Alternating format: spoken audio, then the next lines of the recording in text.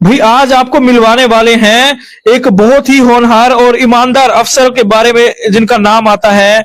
जी हाँ, मेरे सामने आप तस्वीरों में देख पा रहे हैं एक बेहतरीन आईपीएस अफसर वी कामाराजा। जी हाँ, वी कामाराजा के बारे में कहा जाता है कि वो बतौर एसपी हिसार सिरसा में रहे हैं और इसके अलावा एक बड़े अधिकारी आईजी के रूप में उन्होंने सोनीपत में भी अपनी सेवाएं दी हैं। और आज आपकी मुलाकात उनसे करवाने वाले हैं जिनके बारे में कहा जाता है कि अपराधी उनके बारे में सुनते ही जो है काबू उठते थे और काफी जगह पर उनका नाम चलता था। और जिस तरीके से उन्होंने ईमानदारी से अपनी सेवाएं दी, लगातार जो है देश की सेवा के लिए काम करते रहे और अलग अलग तरीके से अलग अलग रूप में जो है अपराधियों को पकड़ करके नकेल कसने का काम उन्होंने किया। तो आइए इन्हीं से बातचीत करते हैं। मेरे साथ मौजूद हैं पूर्व एडीजीपी वी कामाराजा। जी हाँ, वी कामाराजा आज हिसार पहुंचे हैं और हिसार पहुंचते ही सबसे पहले हम आपकी मुलाकात करवा रहे हैं और पहली बार हम भी मिले और आपको भी पहली बार उनसे बातचीत करने का मौका मिलने वाला है। और हमारे साथ काफी गणमान्य व्यक्ति मौजूद हैं और साथ में हमारे वरिष्ठ पत्रकार प्रद्युमन जोशीला जी भी मौजूद हैं, वो भी यहां मौजूद हैं और बातचीत कर लेते हैं कि किस तरीके से आज हिसार आना हुआ और उन्होंने जिस तरीके से लगातार अपनी सेवाएं दी। 2015 के बारे में कहा जाता है कि उस समय उन्होंने रिटायरमेंट ली और 2019 में बीजेपी पार्टी से भी जुड़े रहे हैं। तो आइए बातचीत करते हैं उनसे और हमारे साथी प्रद्युमन जी, उनसे भी बातचीत करते हैं। प्रद्युमन जी, एक बार इनके थोड़ा सा इनके बारे में तो जानकारी दीजिए ताकि हमारे दर्शक जान पाए और फिर उसके बाद उनसे बात। सबसे पहले आपके सभी दर्शकों को प्रद्युमन जोशीला नलवा की तरफ से नमस्कार, राम राम। वी कामराजा न केवल हिसार, सिरसा और हरियाणा प्रदेश बल्कि हिंदुस्तान के इतिहास में जो ईमानदार जो पुलिस अधिकारी रहे हैं और एक दबंग और एक बहादुर जो पुलिस अधिकारी रहे हैं, उसमें इनका नाम जो है टॉप के लेवल पर है। और 1992-93 का एक दौर था सिरसा में जब आतंकवाद अपने चरम पर था। उस दौरान इन्होंने बहुत से आतंकवादियों को ढेर किया और अपनी सूझबूझ और काबिलियत के दम पर इन्होंने सिरसा से आतंकवाद को खत्म करने का काम किया। उसके बाद ये पूरे हरियाणा प्रदेश में एक चर्चित आईपीएस अधिकारी के तौर पर जो है इनको जाना जाने लगा। लगातार ये बहुत से जिलों में एसपी रहे, उसके बाद आईजी रहे और एडीजीपी से ये रिटायर्ड हुए। 2015 में रिटायरमेंट के बाद 2019 में इन्होंने विधिवत रूप से जो है राजनीतिक रूप में पदार्पण किया और भारतीय जनता पार्टी में शामिल हो गए। अब चूंकि लोकसभा चुनाव बिल्कुल सिर पर है तो 2024 के लोकसभा चुनाव में ये सिरसा लोकसभा क्षेत्र से भारतीय जनता पार्टी के प्रत्याशी के तौर पर जो है अपनी तैयारियां कर रहे हैं कि भारतीय जनता पार्टी इनको प्रत्याशी बनाए। उसी को लेकर के लगातार जनसंपर्क अभियान में जुटे हुए हैं। चलिए बातचीत कर लेते हैं भाई। अब इंतजार की घड़ियां समाप्त हुई और अब आपकी बातचीत करवाने वाले हैं एक बहुत ही बड़े ईमानदार साफ छवि के आईपीएस अधिकारी वी कामाराजा जी से। सर नमस्कार। सबसे पहले तो हिसार पहुंचने पर आपको बहुत बहुत शुभकामनाएं और बहुत बहुत बधाई। और हमारे जितने भी दर्शक देख रहे हैं वो भी आपको बहुत बहुत बधाई देते हैं, शुभकामनाएं देते हैं और नए वर्ष की भी बहुत बहुत शुभकामनाएं सर। सर आपके बारे में ये कहा जाता है कि आप बतौर एसपी जो है सिरसा में भी तैनात रहे, काफी ईमानदारी से आपने लगातार काम किया और अपनी सेवाएं जो है सोनीपत में भी दी और अब जिस तरीके से बीजेपी पार्टी से जुड़े हैं, तो ये बताएं कि सर जिस तरीके से आपने काम किया उसके बारे में थोड़ा सा हमें बताएं। नहीं, काम करना हमारा ड्यूटी है। हर एक अगर सिटीजन का भी ड्यूटी है, अपना ड्यूटीशन रेस्पॉन्सिबिलिटी है। अगर गवर्नमेंट ऑफिसर का नाते वैसे ड्यूटी और भी वैसे तनख्वाह लेके काम करते हैं, करना पड़ता है। ये ईमानदारी से हर एक लोगों ने करना चाहिए, ये वैसे बड़ी बात नहीं है। लेकिन आपके बारे में कहा जाता है कि जब भी आप ईमानदारी से काम करते थे अपराधी जो है भागते थे, पता लग जाता कि वी कामाराजा जी ने चार्ज यहाँ संभाल लिया और यहाँ पर कार्रवाई होने वाली है, तो आपके नाम से काफी खौफ अपराधियों में रहता था, ये कहा जा रहा है इस बारे में। नहीं, ये इसलिए है हम सिंसियरली डेडिकेशन के साथ हम काम करते हैं। बाकी लोगों का दर्द मैं अपना दर्द समझता हूँ। अगर लोगों को वैसे रोहतक में आईजी रहा, कई लोगों को औरतों को मारपीट करके बहुत वैसे रोके आते थी, हमारा आंख में भी आंसू आया करते थे। मतलब वैसे है, वैसे बाकी लोगों को वैसे सामने आने वाला का दुख को वैसे अपना दुख समझ के काम करेंगे तो वैसे सच्चाई के मुताबिक काम करेंगे। कितना भी कोई भी वैसे फोर्स है वैसे हमारा वैसे ये गलत काम करने के लिए फोर्स करेगा तो मैं मना करूंगा। बहुत और बढ़िया। ये भाई जिस तरीके से इन्होंने बताया कि रोहतक में भी बतौर आईजी रहते हुए बहुत से लोग आते थे, और एक महिला का वाक्य इन्होंने बताया कि किस तरीके से वो आई और दर्द में जिस तरीके से अपना दुख बयां किया, और बहुत से लोग और भी उनके साथ आए, तब इनकी आंखों में भी आंसू आ जाते थे। वो चीजें वो उनके दर्द में उनके साथ जुड़ जाते थे, और जमीनी स्तर पर जो है वो जुड़ करके और लगातार लोगों के बीच रहे और काम बहुत ही बेहतरीन काम किया। सर ये बताइए, राजनीति में आने का मन कैसे बनाया भाई, राजनीति को कैसे चुना? 2015 में रिटायरमेंट आपकी हुई, तो 2019 में आपने राजनीति में बीजेपी पार्टी से जुड़े, कैसे विचार आया कि राजनीति में आए? नहीं, राजनीति आने के लिए है लोक सेवा करने के लिए हाईएस्ट फॉर्म ऑफ अर्लीस एक प्लेटफॉर्म है, वो राजनीति है। ऑफिसर का लिमिटेशन होता है, अगर पुलिस ऑफिसर है तो वो क्राइम कंट्रोल करना, किसी तरह से इन्वेस्टिगेशन करना, लॉ एंड ऑर्डर को कायम करना, इसी तरह से होता है। लेकिन मैं हमेशा सोशल सर्विस का भी इसके अंदर भी लेके काम करता था। ये करते थे वैसे डीसी का काम भी, किसी और बिजली का, पानी का, किसी और डिपार्टमेंट का भी आया करते थे। आए न, मैं बोलता हूँ ये डीसी का काम है, डीसी इसी नहीं समझते हैं, हम जानते नहीं, आपका ही जानते हैं, आप करो। लोग हुक्म देते थे, सही ठीक है, किसी आदमी का वैसे फोन करने पे ये काम हो जाता था, करने में क्या फर्ज बनता है, हम वैसे करते थे। इधर राजनीति आने के कारण वैसे ये 33 इयर्स के बावजूद भी, मैं 91-92 में वैसे सिरसा में एसपी रहा। स्थिति वैसे थी, 14 लोगों को नवंबर 9 को वैसे 1991 में आतंकवाद ने मारा। इमीडिएटली डीजीपी ने मुझको बुलाया, कामराज तुम्हारा ऊपर भरोसा है, तुम जाके ज्वाइन करोगे क्या पूछ रहे थे? जरूर जाऊंगा सर। रात में आया, सवेरे 6 बजे मैंने एसपी ज्वाइन किया था। रोज वैसे आप देखेंगे तो वहां लोग अंदर से 5 बजे के बाद ताला लगा देते थे, इवन पुलिस स्टेशन भी वैसे अंदर से बंद कर देते थे। स्थिति वैसे गंभीर था मामला। मैं वे टीम लेके मैं बाहर घूमता था, लोग अंदर रहते थे। धीरे धीरे मैंने काबू में लेके आया। वैसे पुलिस पोस्ट में पंजाब बॉर्डर पे छत में जाके सोया करता था, ताकि मनोबल बढ़ाने के लिए पुलिस वालों को। इधर से धीरे धीरे करके पुलिस इन लोगों को आतंकवाद के पीछे पीछे लगा के हमने कंट्रोल किया है। इसके वजह से लोग याद करते हैं, ठीक है, इतना मुश्किल सिचुएशन में भी हमको काम किया है। लेकिन मैं ये रखता था, मैं किसी अगर इंफॉर्मेशन आता हो तो पहले वाला मैं पहुंचता हूँ। एसपी एसएचओ भी पहुंचता नहीं, इलाका ऑफिसर भी पहुंचता नहीं, 50 किलोमीटर से मैं पहले पहुंच जाता था। बहुत बढ़िया, बहुत बढ़िया। इसलिए सिंसियरली काम करना है तो करना है, किसी वक्त में करना है, आप करो किसी और करो, मैंने करना ही है। अच्छा काम का वैसे जो भी काम है, सही काम का सच्चाई के साथ हमेशा रहता हूँ, खिलाफ का वैसे बुरा काम को वैसे हमेशा लड़ता हूँ।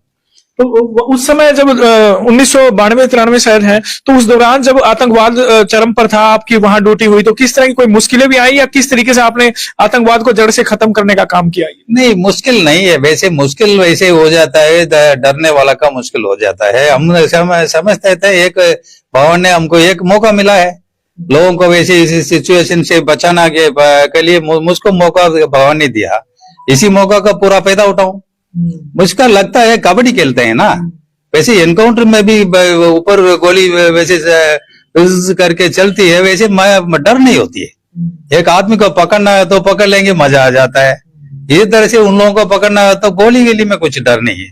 मैं हमेशा सोचता था, ठीक है, हमने गलत नहीं किया जिंदगी में, किसी की भी गलत नहीं किया, किसी गलत सोच भी नहीं किया। हमारा गोली वैसे अगर मैं पहले जाता हूँ, गोली आती है तो भी मेरे पास मेरा हिट नहीं कर सकती है, वैसे डिफ्लेक्ट होके इधर चले जाते घर के, मैं सोचता था, इतना कॉन्फिडेंस मेरा था। इसलिए ठीक है, लोगों के लिए भला के लिए जा रहा हूँ, ठीक है, जीत के आऊंगा, इस तरह से हमारा सोच है। इसलिए चुनौती नहीं है, चुनौती है तो हमेशा मैं फेस करता हूँ। बहुत बढ़िया। तो भाई देखा आपने किस तरीके से उन्होंने बताया कि 1992-93 में जिस तरीके आतंकवाद था, उसको भी इन्होंने खेल में ही खत्म करने का काम किया। उन्होंने कहा कि मुझे कोई मुश्किल नहीं हुई और मैंने डट करके आतंकवाद का सामना किया और आतंकवादियों को ढेर करने का काम किया, आतंकवाद को मिटाया और वहां पर शांति कायम करने का काम किया। क्योंकि वहां पर उस समय के एडीजीपी साहब हैं, उन्होंने वहां मुझे बुलाया और कहा भी ये जिम्मेवारी आपको उठानी है। उन्होंने कहा, बड़ी ईमानदारी से इन्होंने बखूबी जिम्मेवारी निभाई। और ये भी उन्होंने बताया कि जिस तरीके से कोई भी दुखी परेशान व्यक्ति आता था कि सर मुझे ये परेशानी है, तो वो अधिकारियों को दिशा निर्देश देना, उन पर कहना कि भाई ये समस्या आपको हल करनी है क्योंकि ये जनता से जुड़ी हुई समस्या है, जनता की अपनी समस्या है। हालांकि वो काम डीसी अधिकारियों का होता था, डीसी जो होते हैं अव्वल अधिकारी होते हैं तो उनका था, लेकिन ये खुद उस काम को बखूबी हाथ में ले और उसी तुरंत कहते थे कि भाई ये काम मुझे करना है क्योंकि किसी का दुख दर्द मुझसे देखा नहीं जाता। और अब जो है ये सेवा भाव से वहां पर काम करने वाले हैं और बतौर जो आने वाले चुनाव है, बीजेपी के जो चुनाव है, और कहें कि बीजेपी की टिकट पर वो हो सकता है वहां इनको टिकट भी मिले, प्रयास इनका जारी है और वहां पर काम करने वाले हैं और लोगों की समस्याएं सुन करके उनके लिए काम करने वाले हैं। सर ये बताएं, अब लगातार पूरा मन बना लिया कि सिरसा में रहूंगा और सिरसा के लिए जनता के लिए काम करूंगा, पूरा मन? नहीं, जरूर जरूर मन बना के इतना दूर 2500 किलोमीटर दूर आया हूँ। चाहता हूँ तो वहीं भी करके पॉलिटिक्स कर सकता हूँ। मेरा मन वैसे कहता है, इतना साल तक भी बोला नहीं, बोलने की अलग बात है, पर लेकिन दिल से रखे हैं। वैसे मैं ये चाहता हूँ, इतना दिल से मुझको वैसे रेस्पेक्ट देते हैं, इतना वैसे प्यार करते हैं, इन लोगों का मैं क्या दे सकता हूँ वापस? मैं इन लोगों का सेवा ही कर सकता हूँ। मैं इसे इन लोगों का सेवा है, जन सेवा है, भगवान का सेवा है। मैं भगवान का सेवा लोगों को दर्द का दूर करके मैं करना चाहता हूँ, यही मेरा आशा है। बहुत बढ़िया भाई, ईमानदारी की मिसाल इनके बारे में दी जाती है कि इनसे बढ़कर ईमानदारी में कोई अधिकारी नहीं रहे होंगे क्योंकि इन्होंने काम इस तरीके से किया। और दूसरी बात, सबसे बड़ी बात की लोगों की दर्द को, तकलीफ को अपना समझा और इसीलिए उसी तरीके से काम किया। और अब उनकी सेवा करने के लिए जो है वहां पर चुनाव में आना चाहते हैं। अगर पार्टी ने मौका दिया, अगर बीजेपी पार्टी मौका इन्हें देती है तो जो है लोगों की सेवा जो है वो करना चाहते हैं। और ये देखिए जज्बात, तमिलनाडु से 2500 किलोमीटर, लगभग 2500 किलोमीटर यहाँ पर आए हैं क्योंकि यहाँ के लोगों से इतना प्यार प्रेम है, इतनी जनता से प्यार प्रेम है क्योंकि उनका दुख दर्द इन्होंने समझा भी है और उसी के लिए यहाँ पर पहुंचे हैं और अब सिरसा में लोगों की सेवा करना चाहते हैं। हमारे साथ और व्यक्ति मौजूद हैं, इनसे बात करते हैं। सर क्या कहेंगे इनके बारे में? आपका नाम बताएं पहले। नरेश नैन जी। इनके इस साफ छवि और अब जिस तरीके से चुनाव में आकर के लोगों की सेवा करने वाले हैं, इसके बारे में आपका क्या? वी कामराज जी का एक नाम था हरियाणा प्रदेश में, जब ये आईपीएस अधिकारी यहाँ हरियाणा प्रदेश में थे। भिन्न भिन्न जिलों में इन्होंने जो सेवा कार्य किए, उन सेवा कार्य से, इनके सेवा कार्यों से हरियाणा के जो लोग थे, जिस जिले में जाते थे उस जिले में अपनी छाप छोड़ते थे। ईमानदारी से लोगों की सेवा भाव के लिए जो ये काम करते थे तो इनका नाम पूरे हरियाणा में जाना जाता था। और ये समझते थे कि वी कामराज जी के पास जाएंगे तो हमें इंसाफ मिलेगा। कोई भी पीड़ित व्यक्ति जाता था तो वो इंसाफ के लिए इनके पास जाता था और ये उनके साथ इंसाफ करते भी थे। उनसे दिल की गहराइयों से जुड़ करके उनकी समस्या को सुनते थे, उनका समाधान करते थे। क्योंकि मेरा जो लंबा राजनीतिक अनुभव रहा, मैंने इनको पोस्टिंग के समय भी देखा है। रिटायरमेंट के बाद में मेरी पहली मुलाकात इनसे अब हुई है, क्योंकि अब उसी नाते से मैं ये मानता हूँ कि वी कामराज एक ईमानदार आईपीएस अधिकारी रहे हैं और राजनीति में भी ऐसे ईमानदार व्यक्तियों की जरूरत है ताकि देश की जनता की और प्रदेश की जनता की वो सेवा कर पाए और लोगों के ज्यादा से ज्यादा काम आए। जी, आपका क्या कहना है? भाई साहब, मेरा नाम सुरेंद्र सिंह है और मैं लववंशीय लोर खत्री खाप का राष्ट्रीय अध्यक्ष हूँ। मैं पहली बार साहब से आईजी रोहतक रेंज थे, उस टाइम पे मिला था। वैसे तो हमारा खाप के प्रधानों का किसी भी पार्टी से कोई मतलब नहीं होता, चाहे बीजेपी है या कांग्रेस से है, लेकिन कामराजा साहब की एक ईमानदार छवि देख के और समाज से जुड़े होने के नाते मैं तो ये चाहता हूं कि हर आदमी को ऐसे आदमी से जुड़ना चाहिए, वी कामराजा साहब जैसे आदमी, ईमानदार आदमी से, और राजनीतिक में आना चाहिए कामराजा साहब जैसे आदमी ने, और जनता की सेवा करनी चाहिए। ये नशे ने भी खत्म कर देंगे, क्राइम ने भी खत्म कर देंगे। आपका पूरा विश्वास है इस बात? मेरा इस बात पर पूरा विश्वास है, क्योंकि मेरा गांव एक क्राइम का गढ़ था, पाणची जाटान गांव, और नशे की भी बड़ी बड़ी खेपे आती थी। साहब ने उस गांव में जाके उसका सफाया कराया है, तो मुझे विश्वास है कि सिरसा में भी आज युवा पीढ़ी नशे के गर्क में जाती हुई जा रही है। साहब समाज ने भी सुधार देंगे और नशे के सौदागरों का मलिया मेटी कर देंगे। सबने राम राम। तो अभी फिर से हम प्रद्युमन जोशीला जी से जुड़ते हैं और बातचीत करते हैं कि भाई ये इनका क्या कहना है। सर क्या लगता है कि किस तरीके से ये राजनीति में आकर के सेवा करेंगे या क्या किस तरीके से करेंगे? देखो, राजनीति आज के दिन है, उसमें बहुत से ऐसे नेता हम देखते हैं कि वो ईमानदारी से कोई काम नहीं करते। इनके ऊपर इतना तो भरोसा है कि जो आदमी पुलिस का इतना बड़ा अफसर रहा हो और उसने अपने पूरे जीवन में कोई दाग धब्बा ना हो, ईमानदारी और शुचिता में जिसका अपना एक बहुत बड़ा नाम रहा हो, तो निश्चित रूप से जब वो अपनी गवर्नमेंट जॉब में थे तब उन्होंने ऐसा काम किया, तो जब राजनीति में आएंगे तो ईमानदार तो ये रहेंगे, इसमें तो कोई शक है नहीं। दूसरी बात, जो आदमी इतने 20-30 साल से लोगों के बीच में रहता हो, उनकी दुख तकलीफों को जो समाधान कर सकता हो, वो काम भी ये करने में बखूबी कामयाब होंगे। तीसरी, जो सिरसा जो इन्होंने लोकसभा क्षेत्र चुना है, वो हरियाणा प्रदेश का एक ऐसा लोकसभा क्षेत्र है जहां नशा बड़ा भारी जो है बिकता है। आज के दिन लगातार पक्ष और विपक्ष के नेता उस पर बातचीत करते रहते हैं और किसी समय वो क्राइम का भी एक बड़ा गढ़ रहा है और राजस्थान और पंजाब के बॉर्डर को टच करता है वो पूरी लोकसभा। तो वहां ऐसे आदमी की जो ईमानदार भी हो, जो कर्तव्यनिष्ठ भी हो और जो बहादुर और दबंग भी हो, किसी से ना डरता हो ना दबता हो, उस आदमी की उस लोकसभा क्षेत्र के लोगों को जरूरत है और उस पर निश्चित रूप से वी कामाराजा जो है खरे उतरेंगे। अब ये तो भारतीय जनता पार्टी के आला कमान को तय करना है कि वो इनकी क्या ड्यूटी लगाती है, लेकिन मेरा ऐसा मानना है कि अगर ये बीजेपी के कमल के चुनाव चिन्ह पर प्रत्याशी होते हैं तो निश्चित रूप से लाखों वोटों से जीत करके जो है देश की सबसे बड़ी पंचायत में पहुंचेंगे। दूसरी एक और बड़ी बात जो मैं सोच रहा हूं, अगर ये चुनाव जीतते हैं तो निश्चित रूप से केंद्र में भी बड़े किसी ना किसी विभाग का इनको दायित्व मिल सकता है, बड़े मंत्री ये बन सकते हैं, क्योंकि इनका जो अनुभव है वो निश्चित रूप से काबिले तारीफ है और उस पर ना केवल हरियाणा प्रदेश और सिरसा जिला बल्कि पूरे देशवासियों को नाज है कि एक ऐसा अफसर जो 33 साल पहले जिसने जो काम किया था उसको आज भी आने वाली पीढ़ियां भी जो है लगातार याद कर रही हैं, वरना तो पता नहीं कितने आईपीएस हो गए, कितने जालिए, कितने आगे आने वाले हैं और कितने एसपी रह लिए। हम खुद ये याद नहीं है कि इस हार में 10 साल पहले कौन एसपी था, लेकिन जो आदमी 33 साल पहले एसपी हो और उसको आज भी लोग जानते हो तो निश्चित रूप से इन्होंने बहुत बढ़िया काम किया होगा, तभी जो है लोग आज भी इनकी एक देवता के रूप में, एक भगवान के रूप में उस क्षेत्र में लोग पूजा करते हैं। निश्चित रूप से मैं इनके उज्जवल भविष्य की जो है कामना करता हूं और सभी दर्शकों को नव वर्ष जो अभी आया है 2024 का, जिसको चुनावी वर्ष भी कहा जाता है हरियाणा प्रदेश का भी और देश का भी, उसकी भी बहुत बहुत बधाई देता हूं और विशेषकर जितने मतदाता हैं उनसे भी एक अपील करता हूं कि इस चुनाव में ऐसे लोगों को आप अपना जनप्रतिनिधि बनाएं जो आपके हक हकूक के लिए जो है लड़ सकें, आपको न्याय दिला सकें, तभी जो है आपका भी और समाज का भला हो पाएगा।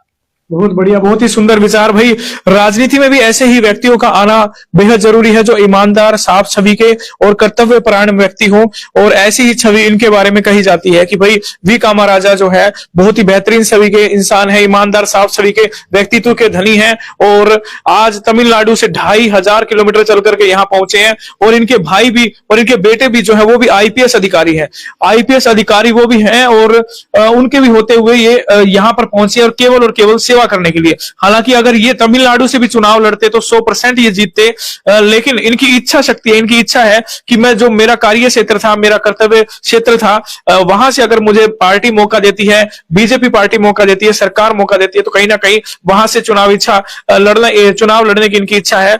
अगर पार्टी चाहती है तो ऐसी छवि के व्यक्तित्व को एक बार मौका जरूर मिलना चाहिए। मैं तो कहूंगा अगर पार्टी देख रही है, पार्टी के आला अधिकारी देख रही है, सीआईडी भी अगर देख रही है तो तमाम अधिकारियों से मैं और तमाम टीमों से मैं यही कहूंगा कि ऐसे ही व्यक्तित्व के धनी को एक बार मौका जरूर मिलना चाहिए और सरकार अगर इन्हें मौका देती है तो ये बहुत ही बेहतरीन होगा। लेकिन अपने कर्तव्य परायणता के लिए लगातार ये जाने जाते हैं और अभी भी काम कर रहे हैं वी कामाराजा। जी हाँ, पूर्व में एसपी रहे, एसपी सिरसा रहे और पूर्व एडीजीपी वी कामाराजा जो है वो यहाँ पर पहुंचे, हिसार पहुंचे और उन्होंने बातचीत की और बहुत सी बातें हमें बताई और जिससे सुनकर के हमें बहुत खुशी हुई किस तरीके से उन्होंने काम किया और अपने अनुभव भी हमारे साथ साझा किए।